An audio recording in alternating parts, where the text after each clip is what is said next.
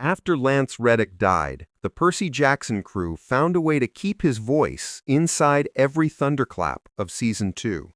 They mixed his real recordings into the storm. So when Zeus speaks, part of him is still there. In March 2023, 2 weeks after he finished filming his last scenes for Percy Jackson and the Olympians Season 1, Lance Reddick died suddenly of heart disease at 60. The cast found out by group text. They'd spent months building Olympus around him. Disney Plus had just wrapped the season. Press still hadn't even started. And now Zeus was gone. There are rules for what happens when an actor dies during a show's run. The polite term is creative pivot. Studios pause production, announce tributes, recast if needed. But this wasn't a background character. This was Zeus. You can't quietly replace the god of gods and hope no one notices.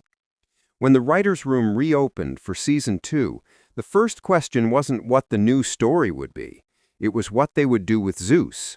Rick Riordan, the author himself, was in the room. He had helped restore this series after the disastrous Fox films, and now he was facing something those movies never had to: real grief bleeding into mythology. They had options. They could write Zeus out, let the Olympians mourn him in-universe, turn it into an elegy that mirrored real life. Or they could recast and move forward, preserving the continuity of the world he'd helped build. Neither choice felt right.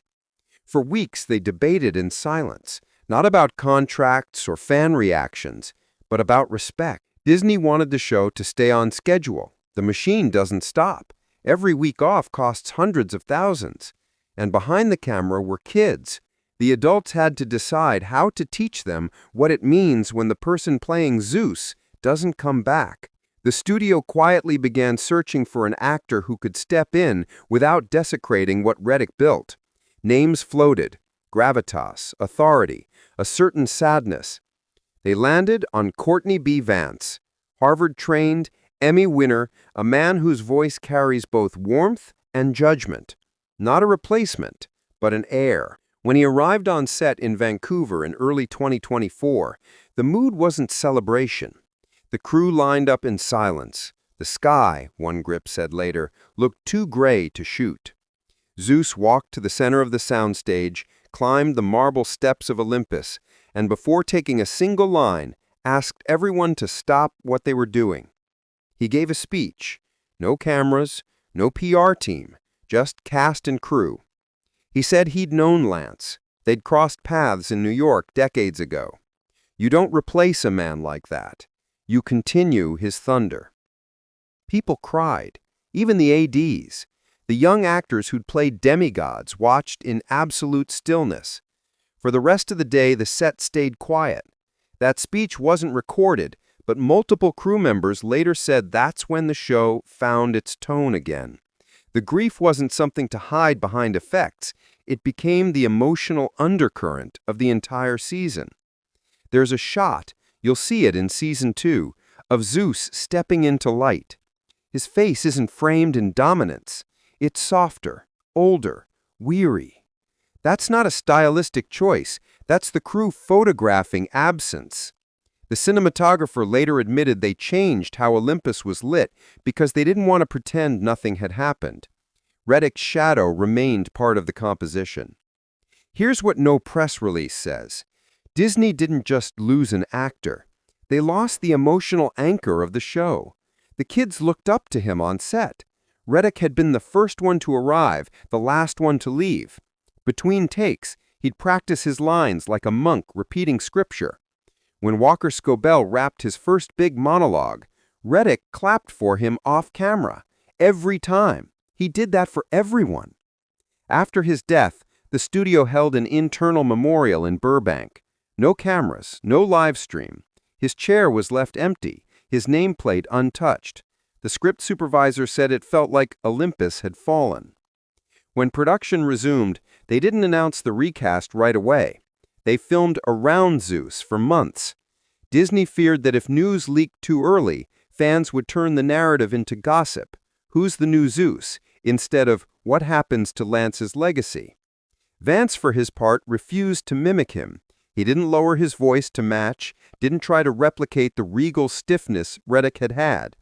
Instead, he made Zeus human, tired, burdened, aware of mortality. It was a subtle rebellion. Play the god as if he knows he's not immortal. What's ironic is that this behind-the-scenes loss ended up strengthening the on-screen mythology. In Riordan's books, the gods are ancient but insecure, powerful but petty. Season 2 leans into that insecurity.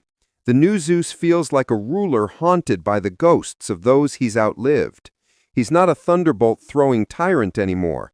He's a father facing the inevitability of time. That tone wasn't written. It was lived. Every member of the crew carried a small piece of that grief into their work. When the costume department redesigned Zeus's armor, they etched faint lines into the gold, fractures that catch the light.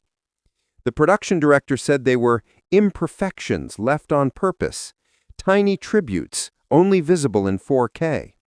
Even the sound team did it.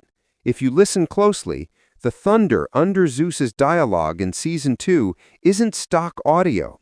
It's a blend of Reddick's voice pitched down several octaves, buried under the mix. They used fragments from unused recordings, an idea one mixer called "the storm that never ends." Disney didn't advertise it. It was too intimate. At the Season 2 premiere in Los Angeles, Disney arranged a tribute reel. It wasn't publicized. Before the first episode screened, they dimmed the lights and played a silent montage of Reddick on set. The final image, him laughing between takes, crown tilted, saying something to the crew you couldn't quite hear. Then just the title card. For Lance. Critics called it a classy move, but for the cast it was heavier. Walker Scobell said later in an interview, "It felt like we never really stopped working with him."